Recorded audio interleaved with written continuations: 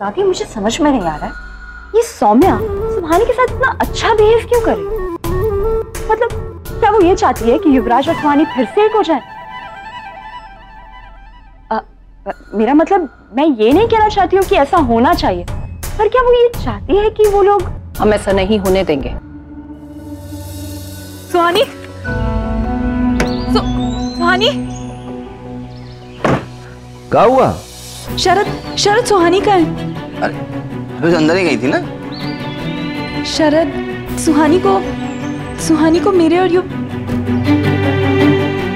युवराज की शादी के बारे में पता चल गया है और वो गुस्से में बाहर आई है। क्या? पर हमने तो भाभी को बाहर आते देखा ही नहीं।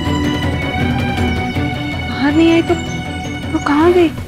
वो कहीं भी गई हो, हमें उससे कोई फर्क नहीं पड़ता, पर वो इस बार अपनी मर्जी से गई है।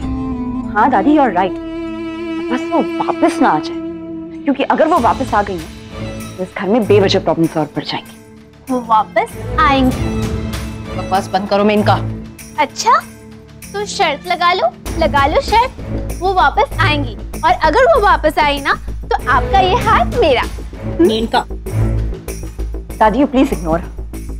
पर दादी आप टेंशन मत लीजिए, इनफैक्ट आप सौम्या और सुहानी को ही डिसाइड करने दीजिए कि उन्हें क्या करना है, क्योंकि अगर सौम्या अपनी बेटी के लिए फ्री का खर्चा चाहती है तो वो सुहानी को इस घर में कभी वापस नहीं आने देगी।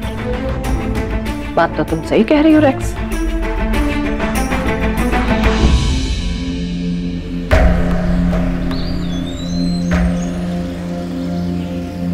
सुहानी रोड पर भी नहीं है, पर अगर शरद ने उसे बाहर आते हुए नहीं देखा तो हो सकता है वो बाहर ही ना आई हो।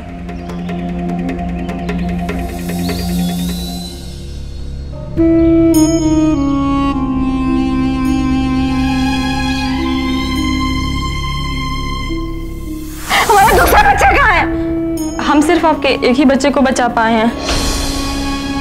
सौम्या, तुम अपनी मंगलसूत्र पहनती हो, मैं कृष्णा को नहीं बुला पाई हूँ। मम्मा ने कहा था कि सुहानी आंटी को नहीं पता चलना चाहिए कि पापा और मम्मा एक ही रूम में रहते हैं।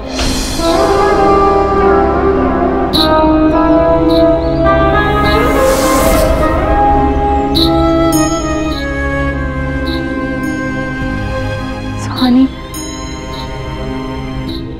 आई नो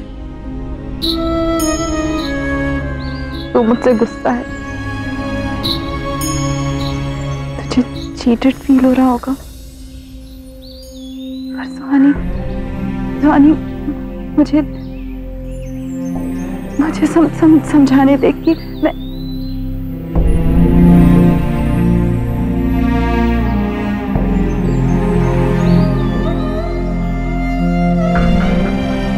तो हमें आज तक समझ ही नहीं पाई सोम। कोई भी हमें नहीं समझ सका। दादी ने तो कभी समझने की कोशिश ही नहीं की, और उससे हमें कभी उम्मीद भी नहीं। लेकिन तुम तो हमारी बचपन की दोस्त हो ना, हमारी सबसे खास, हमारी सबसे अपनी। भले तुम अब हमें अपनी दोस्त नहीं मानती, लेकिन हमारे लिए तुम हमारी वही बचपन की सोम हो। सुहानी प्लीज ऐसा मत बोल। तो और क्या बोले सोम? तुम्हें रत्ती पर भरोसा ही था हमारे ऊपर, तुमने इतनी बड़ी बात हमसे छिपाई। मुझे लगा ये तुझको बुरा लगेगा। युवराज तेरा पति है और मैं। नहीं लगा हमें बुरा, हमें बुरा तुम्हारे झूठ का लगा। जब हमने तुमसे ये पूछा कि मंगलसूत्र हम किसके नाम का पहनते हैं, तो तुमने हमसे कहा कि तुम इसे कृष्णा की याद में पहनती हो। क्यों झूठ बोला तुमने हमसे? बोलो ना। मौसी, बच्चे अंदर खेल रहे हैं, उन्हें अभी तक कुछ नहीं पता चला।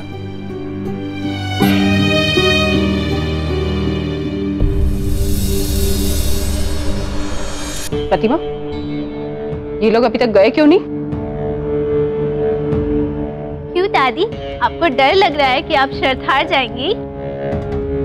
प्रतिमा, हम अभी घर से बाहर जा रहे हैं और हमारे आने तक ये इस घर में दिखने नहीं चाहिए। पर माँ जी, सुहानी इस वक्त बहुत उदास है। हमें उससे कोई फर्क नहीं पड़ता, ये सब उसकी करनी का फल है।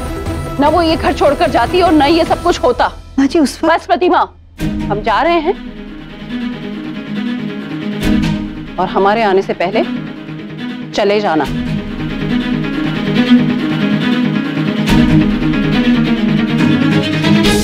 माँ, एक बार सौम्या सुहानी से बात कर ले, उसके बाद देखते हैं कि आगे क्या करना है। अब मैं सौम्या से बात करता हूँ। ठीक है, हम भी एक काम करते हैं, हम सुहानी भाभी को फनिया लेते हैं। दादी, मम्मा कहाँ है? उन्होंने मेरी डॉल कहाँ रख दी? मुझे मेरी डॉल चाहिए। बेटा, तुम्हारी मम्मा सुहानी आंटी को ढूंढने गई है, अभी तक वापस नहीं आई। ये क्या बात हुई दादी? जब से सुहानी आंटी आई है तब से सब उन्हीं को इम्पोर्टेंस दे रहे हैं। बेटा, ऐसी बात नहीं है। आप जानते हो सुहानी आंटी आपसे कितना प्यार करती है, आपके लिए कितनी सारी गिफ्ट्स भी लाई है ना वो। पर सुहानी आंटी मम्मा को कहाँ लेकर चली गई? तो खुद ही सब छोड़ के आगे बढ़ गए। नहीं चाहते थे कि युवराज हमारी शक्ल देखकर अपनी पुरानी जिंदगी को बार बार याद करे। हमारी वजह से 2-2 जिंदगियां जली। हम अपने आप को बेगुनाह साबित नहीं कर पाए, इसलिए सबसे दूर चले गए हम। जब हम अपनी जिंदगी में आगे बढ़ सकते हैं तो तुम्हें और युवराज को भी आगे बढ़ने का पूरा हक है, बल्कि हमें कोई हक नहीं तुम लोगों को रोकने का। हमारे साथ तो बचपन से रहते थे, तुम्हारे साथ ही पड़े हुए, इतने साल बिताए तुम्हारे साथ, फिर कोई भी सुहानी को समझ ही नहीं पाया। तुम भी अच्छा हुआ कि तुम सबसे दूर चले गए, वही सबके लिए ठीक हो। बहुत बुरा लग रहा है, बहुत बुरा लग रहा है। और तब तुम लोगों ने इस लायक भी हमें नहीं छोड़ा क्या? क्या किसी से शिकायत कर सके? कोई वजह ही नहीं जोड़ी तुम सबने।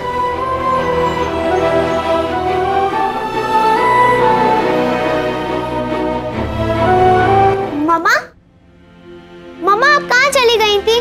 मुझे मेरी डॉल चाहिए। अभिला, मम्मा, अब से आप मुझे बिना बताए कहीं नहीं जाना। ओके बेटा, आप जाके अपनी कमरे में रेस्ट करो, मैं आती हूँ। ओके मम्मा।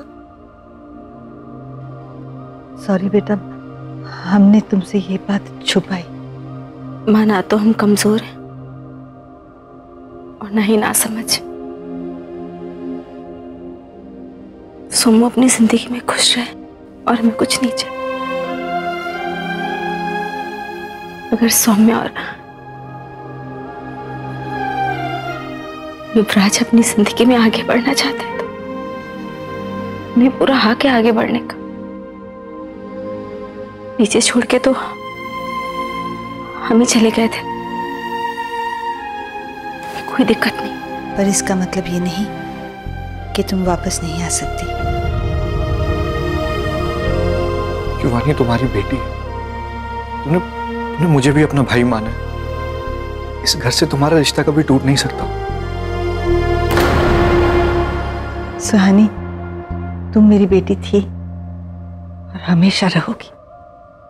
पिछले 6 सालों में ऐसा एक भी दिन नहीं गया जब मैंने तुम्हें याद नहीं किया।